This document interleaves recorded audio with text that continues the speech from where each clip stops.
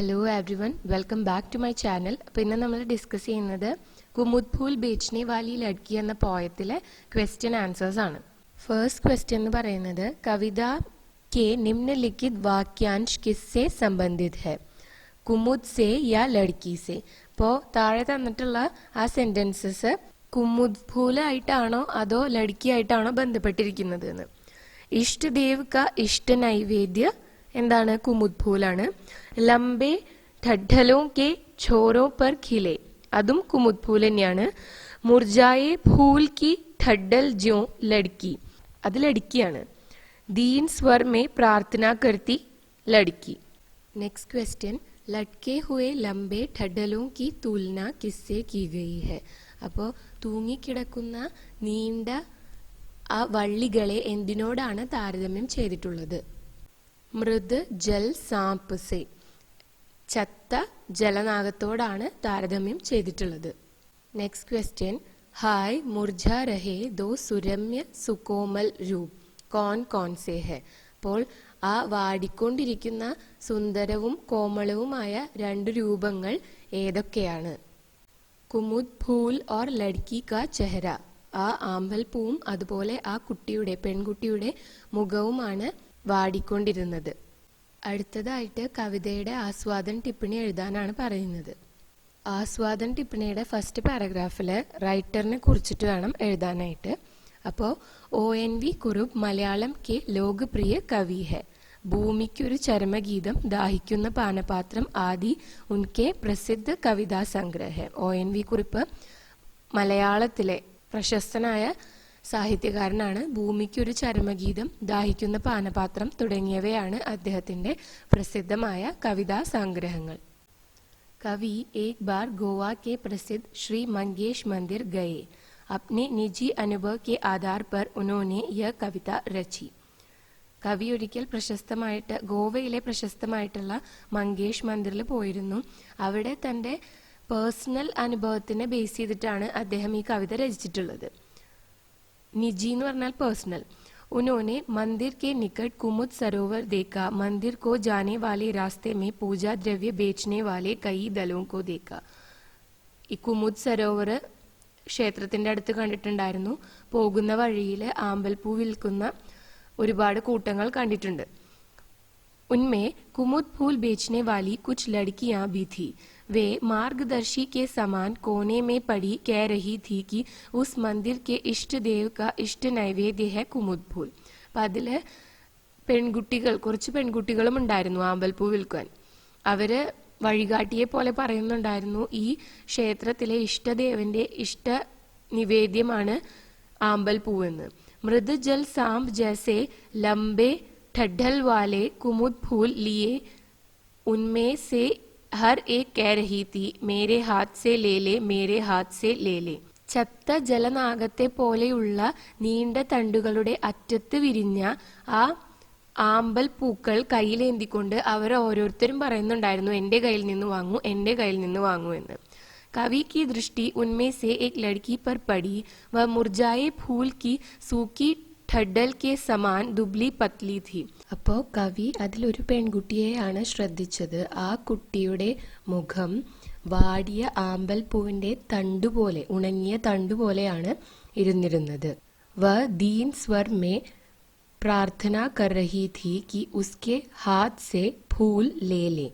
ആ കുട്ടി വളരെ ദീനമായ സ്വരത്തിൽ അപേക്ഷിക്കുന്നുണ്ടായിരുന്നു എൻ്റെ കയ്യിൽ നിന്നും പൂ വാങ്ങൂ എന്ന്. कवि ने अपने और बढ़े उस लड़की के हाथ में फूल के दाम के रूप में एक सिक्का रखा. അപ്പോൾ തൻ്റെ നേരെ നീട്ടിയ ആ പെൺകുട്ടിയുടെ കയ്യിൽ ആ പൂവിൻ്റെ വില എന്ന നിലയ്ക്ക് കവി ഒരു നാണയം വെച്ചു കൊടുത്തു. തബി ഉൻകാ ധ്യാൻ ലഡ്കി കി മുഖ് കി ഓർ ഗയ. അപ്പോഴാണ് അദ്ദേഹം ആ പെൺകുട്ടിയുടെ മുഖം ശ്രദ്ധിച്ചത്. ലഡ്കി കി ഹാത്ത് കാ ഫൂൽ ഓർ ഉസ്കാ മുഖ് ദോനോ മുർझाए हुए थे. ആ പെൺകുട്ടിയുടെ മുഖവും അവളുടെ കയ്യിലുള്ള പൂവും രണ്ടും വാടിയിരുന്നു. കവി को लगा कि फूल ही लड़की का अन्न है. लड़की की भूख मिटाने से बढ़कर पुण्य फूल को नैवेद्य के रूप में चढ़ाने पर नहीं मिल सकता था. അവിടെ നയേ എന്നില്ല കേട്ടോ, നൈവേദ്യം എന്ന് മാത്രമേ ഉള്ളൂ. അപ്പോഴാണ് കവി മനസ്സിലാക്കുന്നത് ഈ പൂവാണ് ഈ കുട്ടിയുടെ അന്നം. ഈ പൂവ് നിവേദ്യമായി അർപ്പിക്കുന്നതിലും വലിയ പുണ്യമാണ് ആ പെൺകുട്ടിയുടെ വിശപ്പ് മാറ്റുക എന്നത്. അതഹ വേ ബിനാ ഫൂൽ ലിയേ ഖാലി ഹാത്ത് ആകെ ബഡേ. അതായത് അദ്ദേഹം ആ പൂ വാങ്ങാതെ തന്നെ മുന്നോട്ട് നടന്നുപോയി. ഇനി ലാസ്റ്റ് ഒരു കൺക്ലൂഡിംഗ് പാരഗ്രാഫ് എഴുതാം. ONV പ്രഗതിശീൽ കവി ഹെ. പ്രഗതിശീൽ എന്ന് വെച്ചാൽ പ്രോഗ്രസീവ് ആയിട്ടുള്ള, പുരോഗമനവാദിയായിട്ടുള്ള കവിയാണ് ONV. ഉൻകി ദൃഷ്ടി മേ ഈശ്വർ കി മൂർത്തി पर फूल चढ़ाने से बढ़कर पुण्य का काम है भूखी लड़की की भूख मिटाना. അദ്ദേഹത്തിന്റെ ദൃഷ്ടിയിൽ ഈശ്വരന്റെ മൂർത്തിയിൽ ഒരു പൂവ് അർപ്പിക്കുന്നതിലും വലിയ പുണ്യമാണ് ആ വിശക്കുന്ന പെൺകുട്ടിയുടെ വിശപ്പ് മാറ്റുക എന്നത്. അപ്പോൾ ആദ്യത്തെ ഭൂക്കി ലടുക്കിയുടെ അവിടെ ഭൂക്കിന്ന് എഴുതിയതിൽ സ്പെല്ലിംഗ് മിസ്റ്റേക്ക് ഉണ്ട് കേട്ടോ, രണ്ടാമത്തെ ഖായാണ്. लास्ट क्वेश्चन, वर्तमान सामाजिक परिस्थिति में उपर्युक्त कविता की प्रासंगिकता पर चर्चा करके टिप्पणी तैयार करें. ഇപ്പോഴത്തെ സമൂഹത്തിലെ അവസ്ഥയിൽ ഈ കവിത എത്രത്തോളം പ്രസക്തമാണ് എന്നതിനെക്കുറിച്ച് ചർച്ച ചെയ്ത് ഒരു കുറിപ്പ് തയ്യാറാക്കുക. നമുക്കതിൻ്റെ ആൻസർ നോക്കാം. കുമുദ് ഫൂൽ ബേച്ച്നെ വാലി ലഡ്കി ശ്രീ ONV കുറുപ്പ് की പ്രസിദ്ധ കവിത है. കുമുദ് ഫൂൽ ബേച്ച്നെ വാലി ലഡ്കി എന്നത് ONV കുറുപ്പിന്റെ പ്രശസ്തമായിട്ടുള്ള ഒരു കവിതയാണ്. കവി ആജ് കെ സമാജ് കെ നിയമോ और വിശ്വാസോ സെ വിഭിന്ന സോച്ച് രഖ്തേ ഹെ. അതായത് സമൂഹത്തിലെ നിയമങ്ങളിൽ നിന്നും വിശ്വാസങ്ങളിൽ നിന്നും വ്യത്യസ്തമായിട്ടുള്ള ഒരു ചിന്താഗതിയാണ് കവിയുടേത്. समाज में जाति पाति अमीर गरीब जैसे कई तरह के असमानताएं आज भी प्रचलित है. അതായത് സമൂഹത്തിൽ ഇന്നും ജാതിയുടെയും മതത്തിന്റെയും പേരിലും അതുപോലെ ധനവാൻ ദരിദ്രൻ എന്നുള്ള നിലയിലുമെല്ലാം ഒരുപാട് അസമത്വങ്ങൾ നിലനിൽക്കുന്നുണ്ട്. ഹർ ഏക് വ്യക്തി അപ്നെ he Bare may സോച്ച്താ he.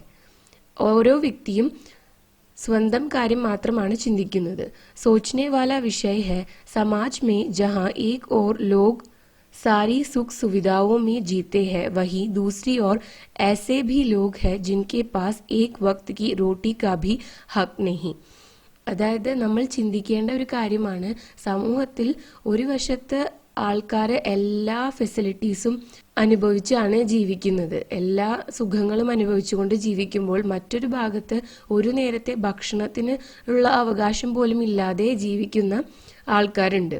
Ameer log മന്ദിരോ may ആക്കർ Easwar കോ പ്രസന്ന കർണേ ഹേതു ക്യാ കുച്ച് നഹീ കർത്തി. ധനവാന്മാരായിട്ടുള്ള വ്യക്തികൾ ക്ഷേത്രങ്ങളിലും മറ്റും വന്ന് ഈശ്വരനെ പ്രസാദിപ്പിക്കാൻ വേണ്ടിയിട്ട്, പ്രസന്നനാക്കാൻ വേണ്ടിയിട്ട് എന്തെല്ലാമാണ് ചെയ്തു കൂട്ടുന്നത്.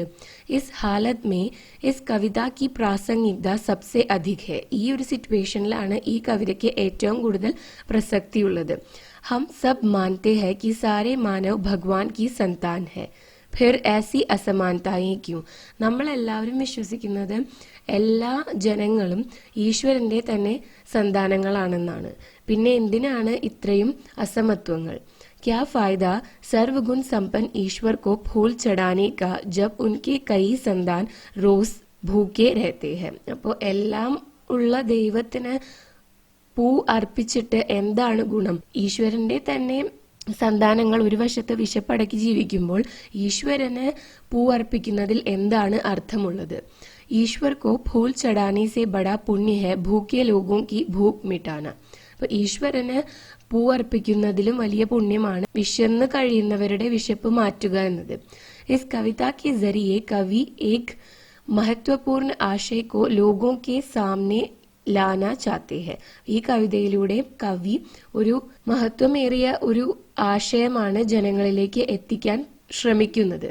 भगवान हमसे तब प्रसन्न होते हैं जब हम समाज के सारे भेदभाव से ऊपर उठकर मानवता को अपनाकर लोगों की सहायता करते हैं. ഭഗവാൻ പ്രസന്നനാവുന്നത് സമൂഹത്തിലെ എല്ലാ വ്യത്യാസങ്ങളും മറന്നുകൊണ്ട് അതിനു മുകളിലായിട്ട് നമ്മൾ മനുഷ്യത്വം എന്നത് മനസ്സിലാക്കി അതെന്താണെന്ന് തിരിച്ചറിഞ്ഞ് മറ്റുള്ളവരെ സഹായിക്കുമ്പോഴാണ്.